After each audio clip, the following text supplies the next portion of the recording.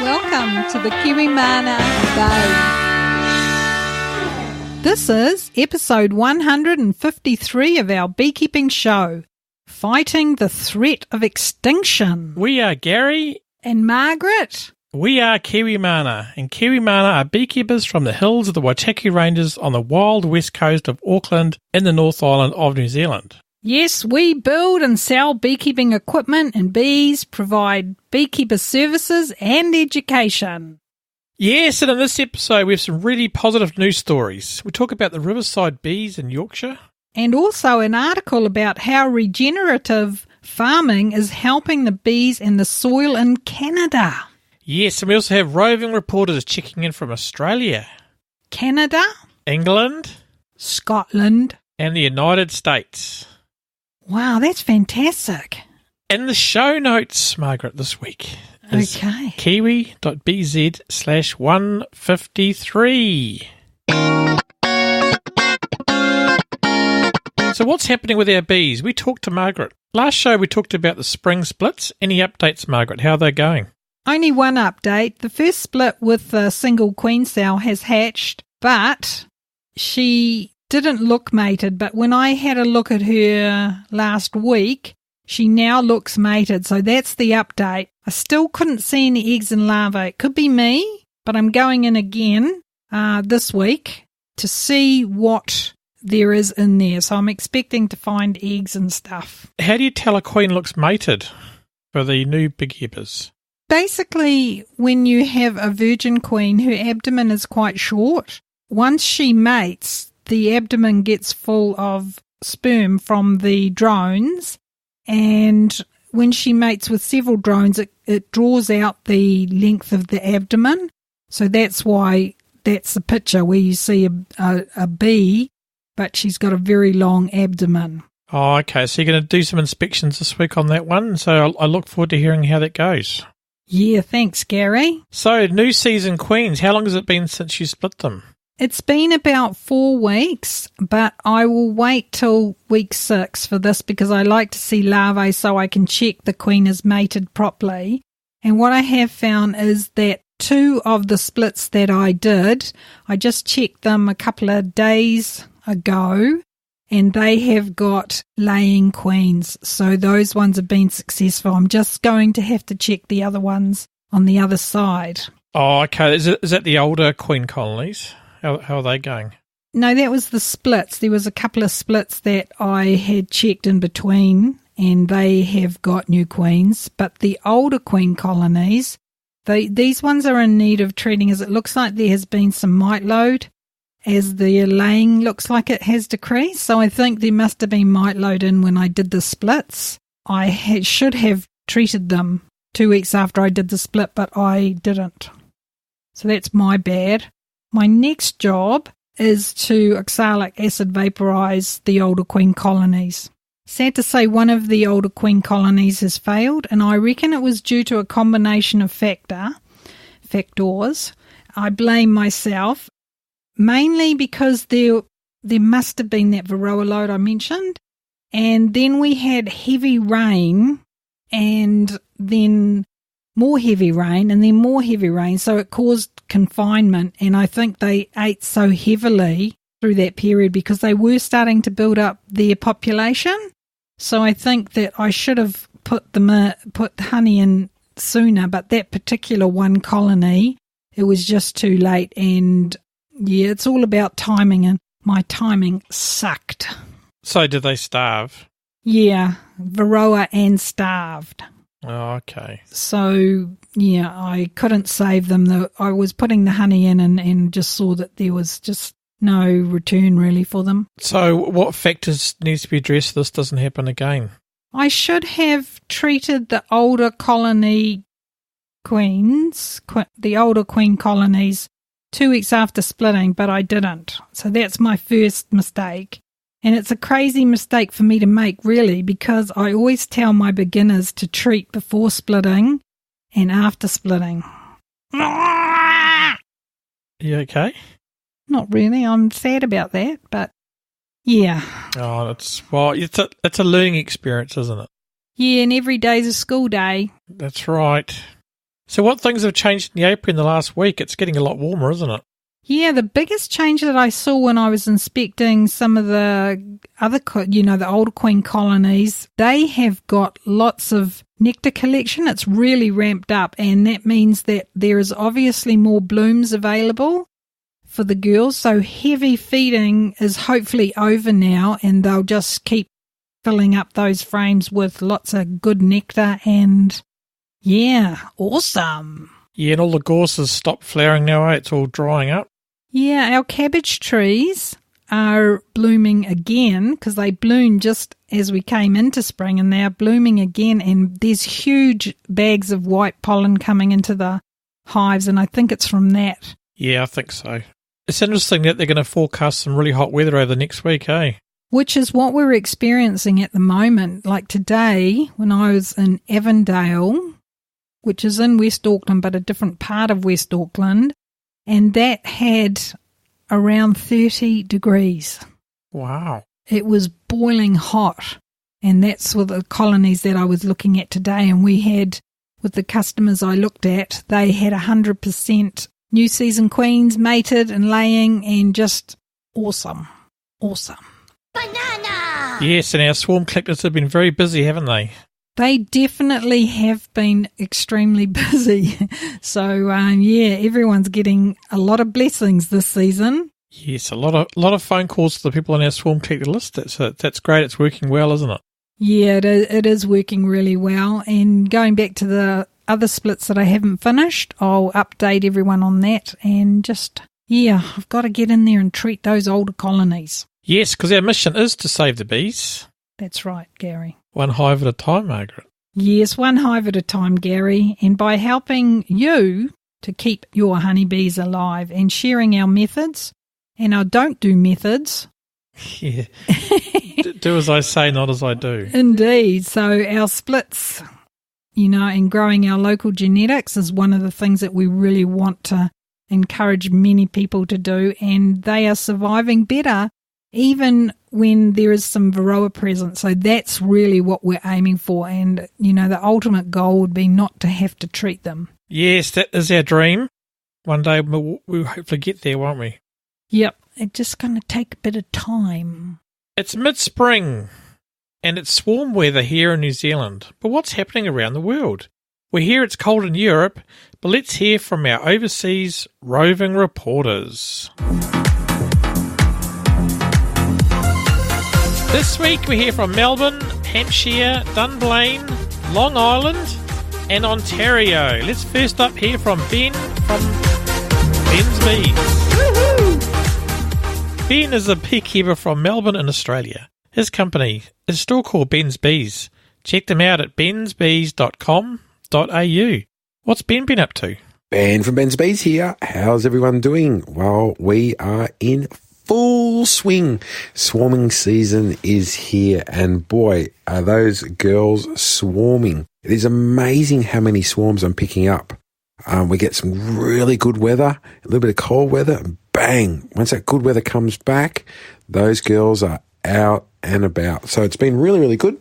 The weather's, we had a bit of a cold spell here and around Melbourne and Victoria, but otherwise the season here is looking good. Victoria, Australia, we are booming. So booming, I'm hearing on the grapevine that some of the big players are coming down from Queensland because our flora is looking that good. We've got the red box eucalyptus, absolutely doing really, really well. That's in full flower and it's yielding really good nectar. So everything's looking good. There's full swing of bees, and the hobbyist beekeepers are, putting extra supers on their hives, and they're checking their hives, and absolutely everything is looking really, really good. I've been busy with my bees. I've had bees going on to orchards, ready for the pollination and doing the berries, and they're just about to come off apples and pears, which has been really, really good. I've had some good hives coming off winter, even though our last season one wasn't so good. This season is looking really, really good. So anyway, it's not going to be long until the hot weather hits us. So just make sure everyone, your bees have got plenty of room because we've had good rain and good nectar. So if you're in Victoria, if you're in Melbourne, Australia, make sure plenty of room for those girls to, allow them to expand and grow and take advantage of the good weather we've got at the moment and all those lovely flowers. Absolutely. So it sounds like they're a bit ahead of us, the weather-wise, but the swarming sounds pretty similar. Yeah, it does, and we've just hit the nectar flow here in our area.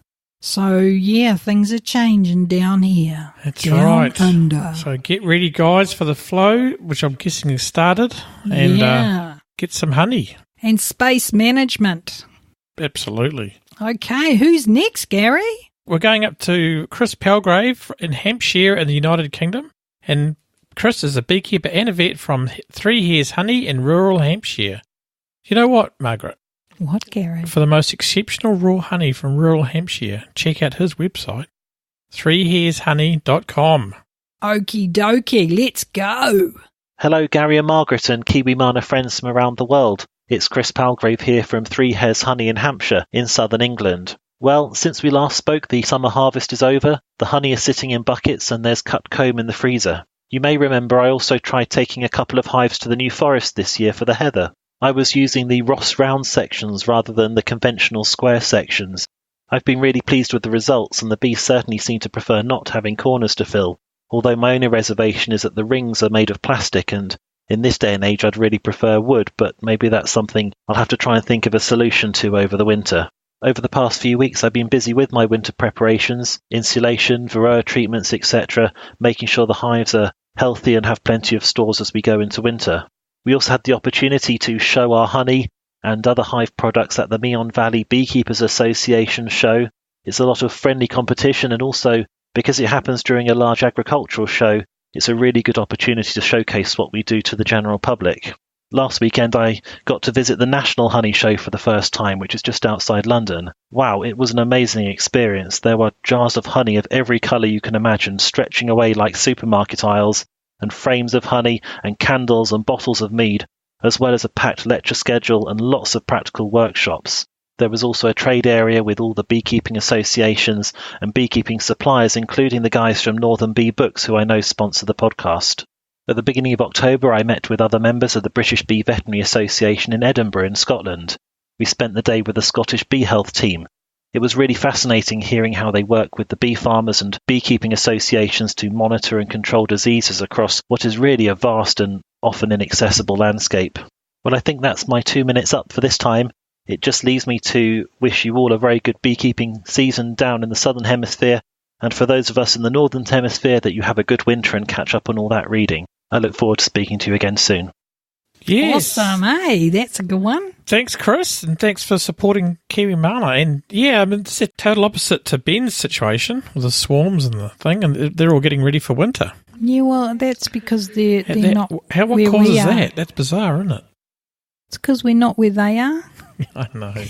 Because they're in the Northern Hemisphere, aren't they? It was good to see some of the photos too that Chris put out. Oh, from the National Honey Show? Yeah, they looked fantastic, and I think that's one of the things that we met a lady called Caroline Luxford many years ago, and she came over from the UK, and she had photos of her work and doing her honey, and it was amazing, because she was so good at taking off the honey at the right time. So she had all this honey that, honestly, like Chris said, was like a rainbow of colours. It was just amazing. Yeah, it was good to see all that, and I don't know if we do that much here, in New Zealand. Not really, No. Not to that degree, No, we don't. Yeah, I mean, that National Honey Show, because Tracy and Paul from the Beehive Jive podcast mentioned that as well, and I reckon it's amazing. So, yeah, maybe we should try and make an effort and go to that one year, That'll be really amazing. Amazing. Okay, Gary, who's next on our roving report? Well, Chris there mentioned that he was in Edinburgh, and we're heading up to near Edinburgh, Dunblane in Scotland, and we've got a new roving reporter, Calvin. Calvin is an advanced bee master beekeeper from Dunblane in Scotland. Yes, he teaches beginner beekeepers and honeybee biology to his local association. And his main interest isn't honey. What is it, Margaret? it's queen rearing and breeding to improve his stock of bees. Oh, good stuff. Looking forward to hearing what Kelvin has to say. Good afternoon, Gary and Margaret. It's Kelvin Downer here from a very sunny Dunblane in Scotland. Just filing my first Roving Reporters report for you, and thank you very much for asking me to do this. Well, it's currently 9 degrees centigrade outside, very sunny. My bees were flying this morning, bringing in lots of ivy pollen, which is kind of the last flowering plant that we have here in Scotland. It's an important nectar and pollen source for a lot of pollinators, including our honeybees. I keep 9 colonies of bees in out apiaries about 3 miles from Dunblane, all in British National polystyrene boxes.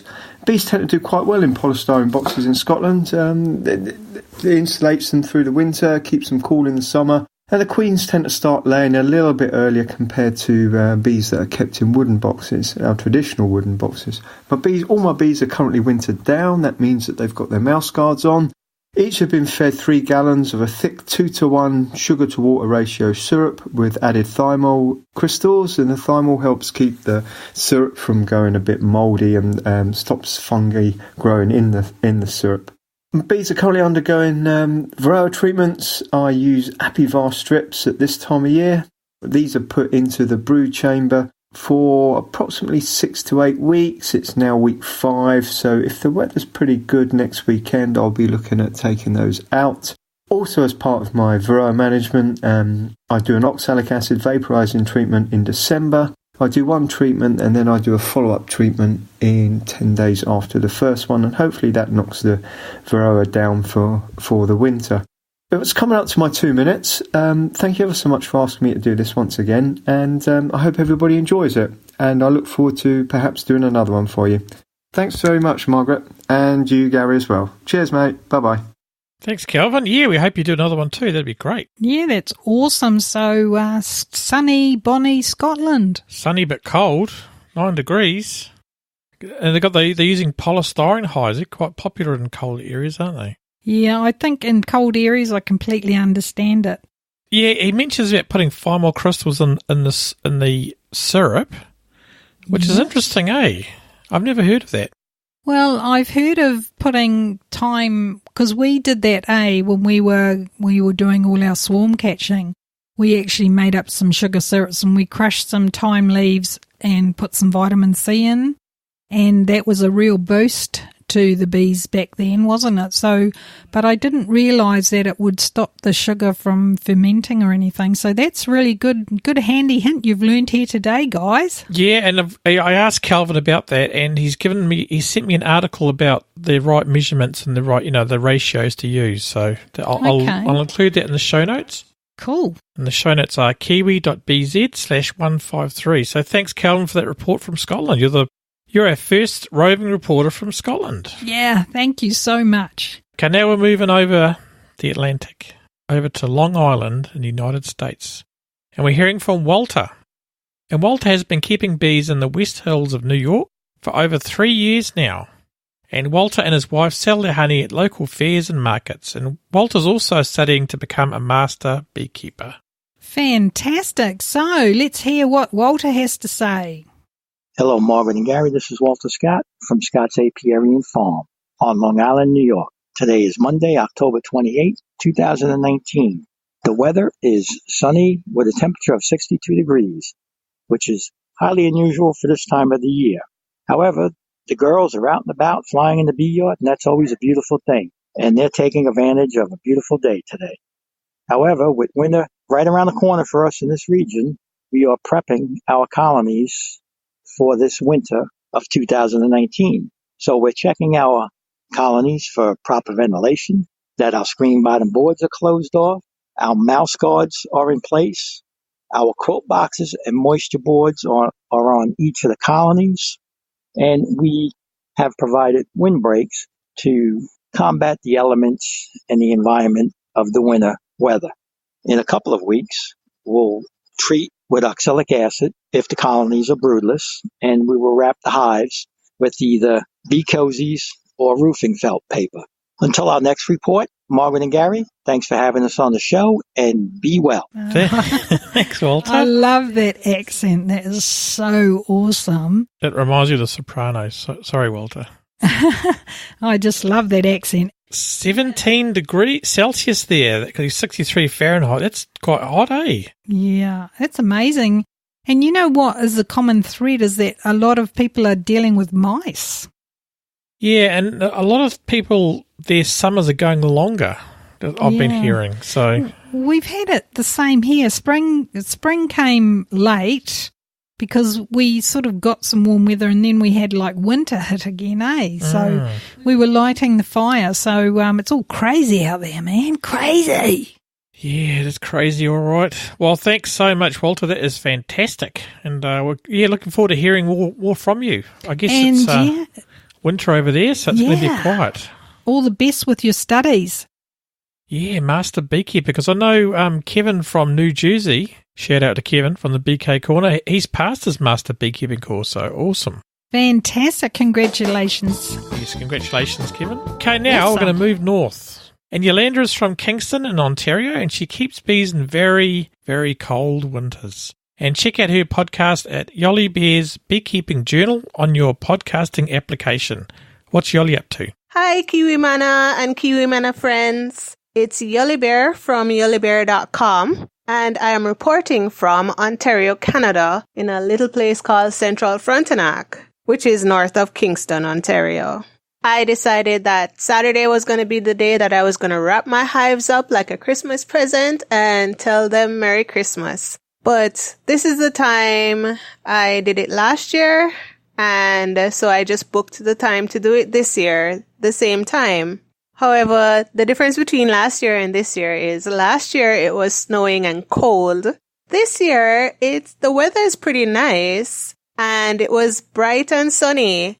So the weather on Saturday was about 5 degrees, starting out at 5 degrees Celsius in the morning, and then it rose to about 10 degrees in the afternoon. It was a really pleasant day to be doing work in the bee yard, wrapping hives. It wasn't cold at all, and unlike last year, my fingers weren't numb from cold.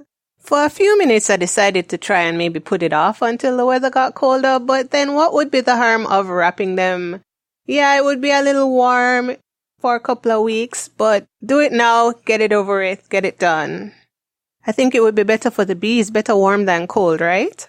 I put my mouse guards on. I took the screen bottom boards off.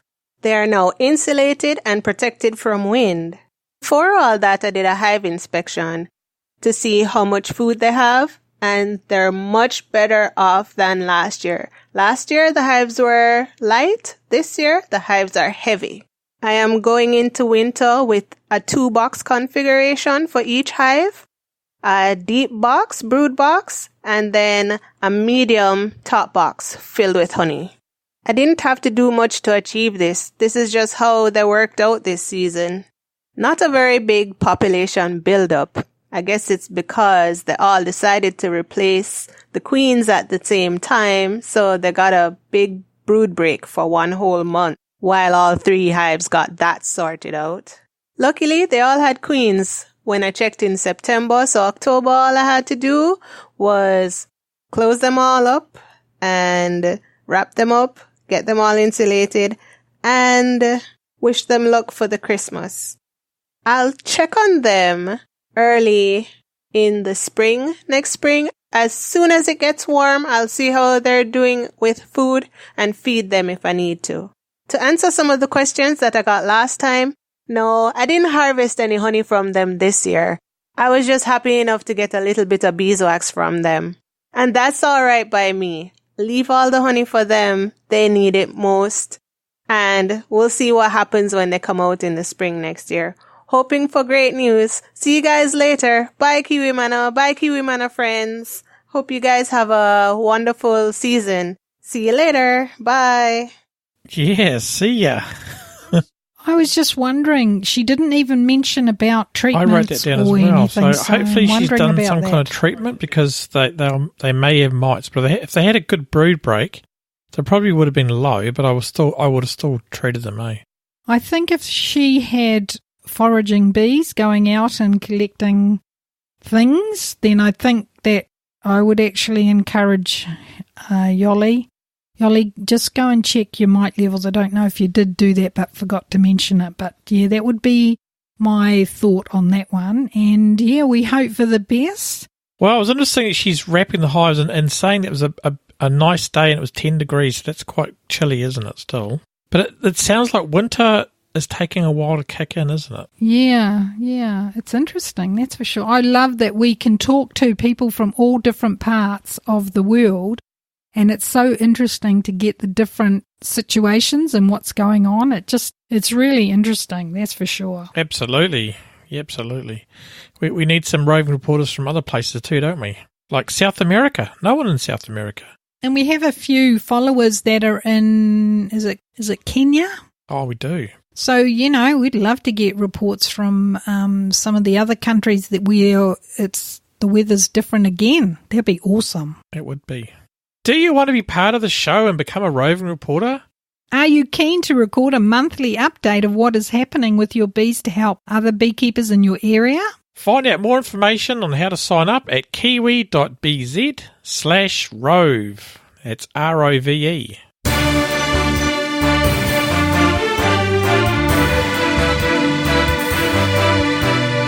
Beekeeping news you can use. Okay, the first story, the Yorkshire Riverside Bee Farm fighting the threat of species extinction. What's this about? Well, this is an article from John Blow from the Yorkshire Post. He said there's a great new initiative to help the bees and the community in Eastwood in Yorkshire. Fantastic. And quoting from the article, the Yorkshire's winding waterways have long provided a source of pride and purpose across the region's beauty spots. Now they are being used to help fight an upstream battle against declining wildlife numbers. Oh, did you see you got the upstream in there? Very good, very good. But if their canals are they haven't got upstream, they haven't got streams anyway, do they? Yeah, but he means that when you go, the stream might go down, but the wildlife and everything go up. This is true. This farm is called the Rotherham East Community Bee Farm, and it's at Eastwood, and it was set up on the land provided by the Canal and River Trust. Oh, that's a great thing that they're doing, isn't it? Yes, absolutely. The farm was created by experienced beekeepers Claudio and Mariana Babu when they settled in the town on arrival from Romania. Fantastic. And it's overseen by the Rotherham Metropolitan Borough Council. Good to see a council on board with this, eh? That's fantastic. Yes, good to see they're organised. And in this article they say that they won't be harvesting the honey until next year, as the beekeepers want to give the hives a really good chance to develop and survive. So looking forward to that. And then what are they doing next year? Next year, they're going to be using the honey at the Clifton Learning Partnership for its community cafe. So that's going to be awesome. And Friends of the Earth say that 35 UK bee species are under threat of extinction at the moment. That's no good, is it? No, and, it's interesting because they talk about that there's a lot of land management, and we're going to keep harping on about land management. Because land management is where we are causing a weakness in our natural world. So that's, I think, part of all this, eh? That's right. And Sean McGinley from Yorkshire North East Director at the Trust, what does he say? He says, this is a fantastic project that brings benefits to both the local community and the wildlife and makes good use of this waterside space. Awesome. I think it's fantastic, and by supporting projects like this, we can encourage even more people to get to know their local waterways and the benefits by being by the water. And it seems amazing that people are not really connecting the dots that soil, water and air and plants and trees are what we need in the natural world for all species to survive. That's right, even humans. That's right. So that's a really good article, and I commend them for their effort. Yeah, good work, guys. It's fantastic. Okay, the next story is another great news story. Yeah. I like talking about good news stories. I love it too. And what's it all about, Gary? Bee population recovering due to regenerative farming, producers say. A great story from Canada by Nathaniel Dove from globalnews.ca.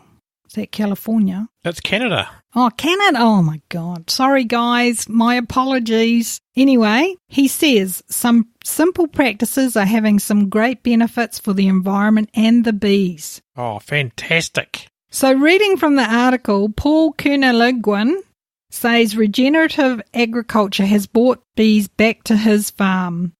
With the flowering species of plants we have now, you definitely see more, he said.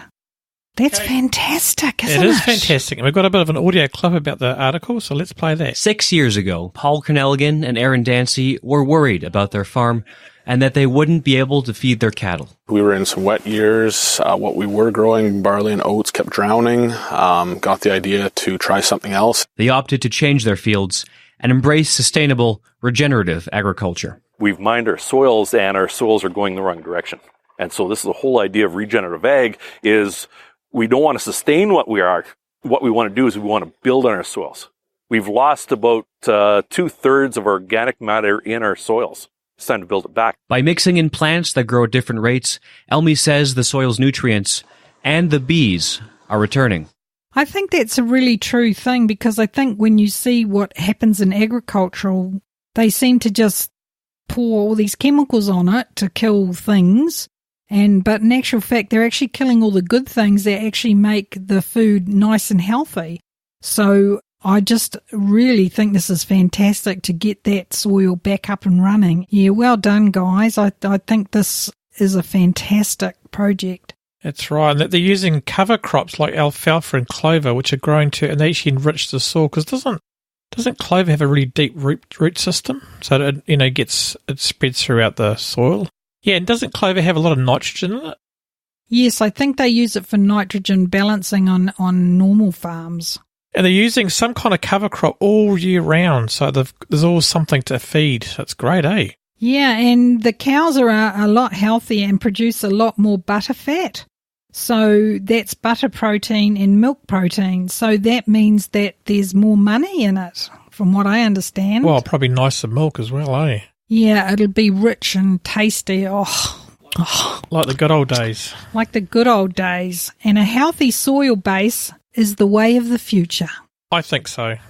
And quoting here from Kevin Emily from Cover Crops Canada, he's saying regenerative agriculture is designed to replenish the biology in our soils.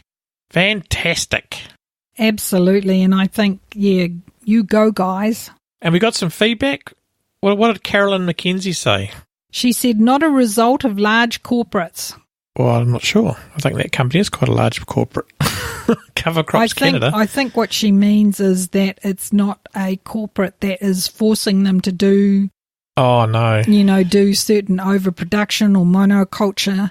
So I think that's what she's aiming for in that comment. Yeah, well, they're definitely not doing monoculture, are they? They're planting lots of different things. Yeah, which is what? It's just quite normal, isn't it, for nature to not put one thing for miles and miles and miles and miles. Yeah, absolutely. It's always diverse. And Murray Clark says... Or maybe the large number of beekeepers. I don't know what he's getting at there. Because is that because the bees are coming back? Bees are coming back because of the different flowers, aren't they? I'm not sure. I think Murray needs to read the article. Get back to us. I don't know. Maybe he means that the bees weren't doing so well because there was too many beekeepers. Anyway, it's a mystery to me. Yeah, that could be a point, Murray. That could be that as well. Yeah, I'm not sure about that one, but thanks for your feedback, Carolyn and Murray. And yes, what are we up to next, Gary?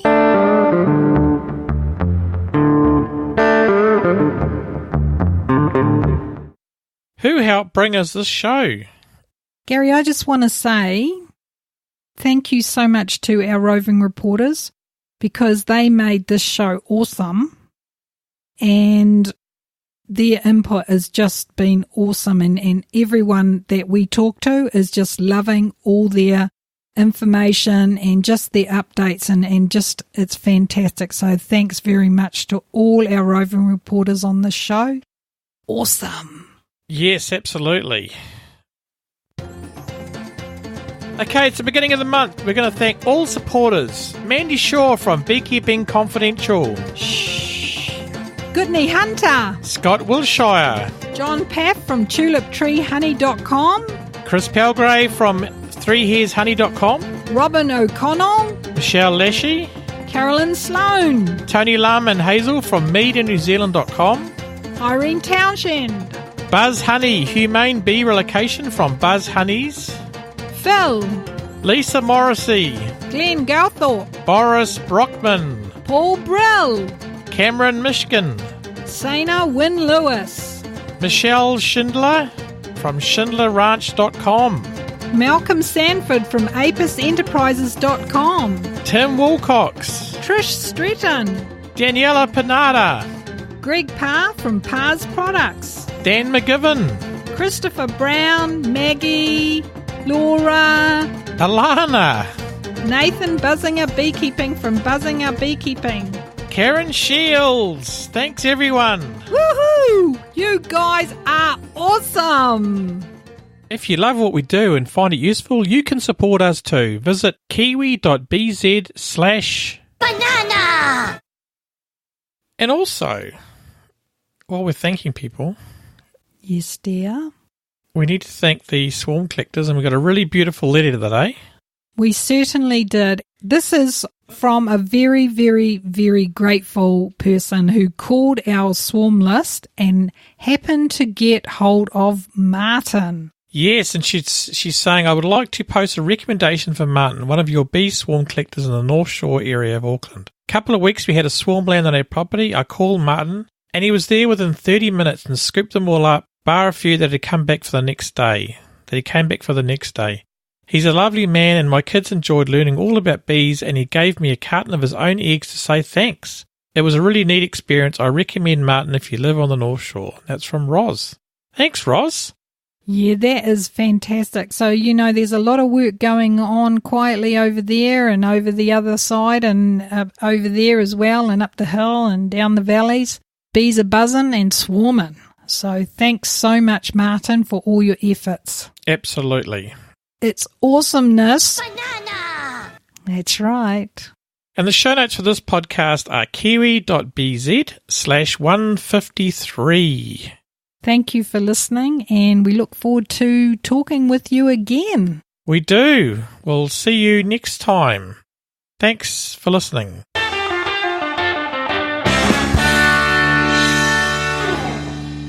See ya. And also an article about how regenerative... and the show notes for this show are... Stop it. Canada. Wow. Do it again. Australia. Follow the script, Dale.